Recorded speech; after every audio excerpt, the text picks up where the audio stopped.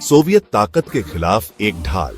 NATO की शुरुआत north Atlantic treaty organisation यानी नेटो 1949 में बना था ताकि ईस्टर्न यूरोप में सोवियत यूनियन के दबदबे को रोका जा सके। यूनाइटेड स्टेट्स, कनाडा और कई वेस्टर्न यूरोपियन देश एक साथ आए कलेक्टिव डिफेंस के लिए एक दूसरे की रक्षा करने का वादा किया। नॉर्थ अटलांटिक ट्रीटी का आर्टिकल 5 कहता है कि अगर एक मेंबर पर हमला हुआ तो वो सब पर हमला माना जाएगा।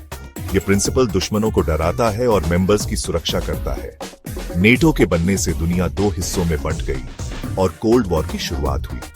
सोवियत यूनियन ने इसका जवाब 1955 में वॉरसॉ पैक्ट बनाकर दिया, जिससे ईस्ट और वेस्ट की राइवलरी और बीआईएच गई।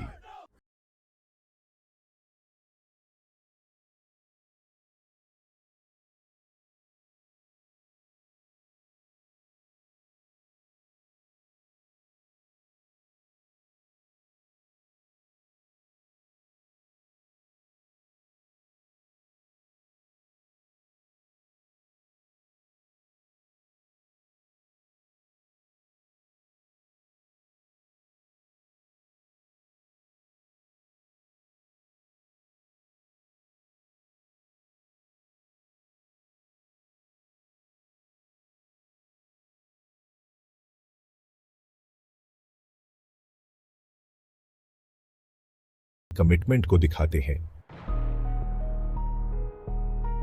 यूक्रेन में तूफान रूस के हमले पर नेटो का जवाब। यूक्रेन में कॉन्फ्लिक्ट, जो रशिया के 2014 के इन्वेजन से शुरू हुआ, ने यूरोपियन सिक्योरिटी में नेटो के रोल को हाईलाइट किया है।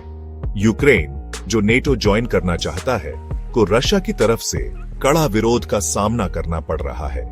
रशिया के 2022 के इन्वेजन ने कॉन्फ्लिक्ट को और बढ़ा दिया, जिससे नेटो को यूक्रेन को मिलिट्री, फाइनेंशियल और ह्यूमैनिटेरियन एड देनी पड़ी।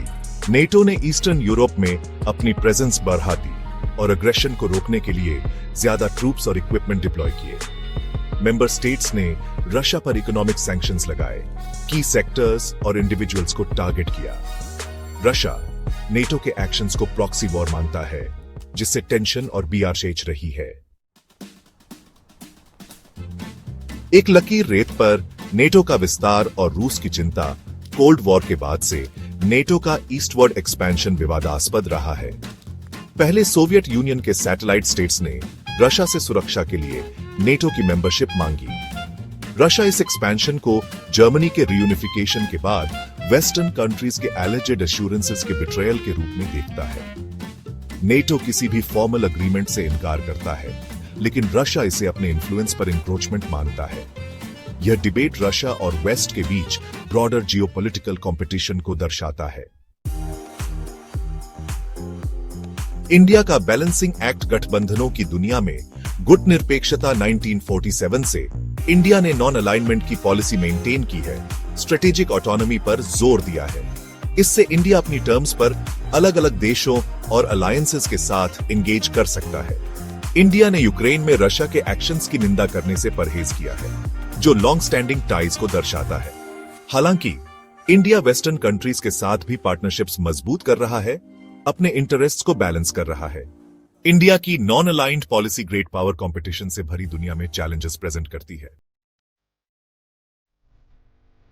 शांति की कीमत। वैश्विक सुरक्षा पर नेटो के प्रभाव का मूल्यांकन। कोल्ड वॉर के बाद नेटो के रोल पर बहस होती है। समर्थक तर्क देते हैं कि यह यूरोप में शांति बनाए रखता है और फॉर्मर सोवियत स्टेट्स को इंटीग्रेट करता है।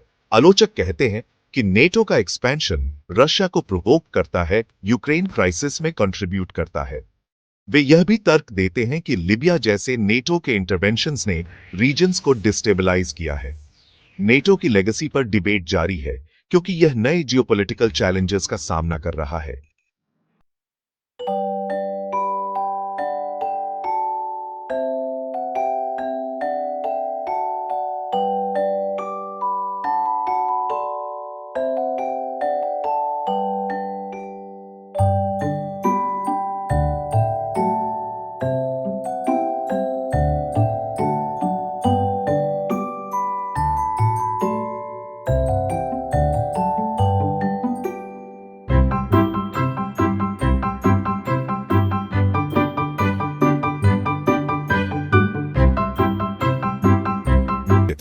लेकिन ट्रांस अटलांटिक सिक्योरिटी के कॉर्नरस्टोन के रूप में इसकी लेगेसी बनी रहेगी।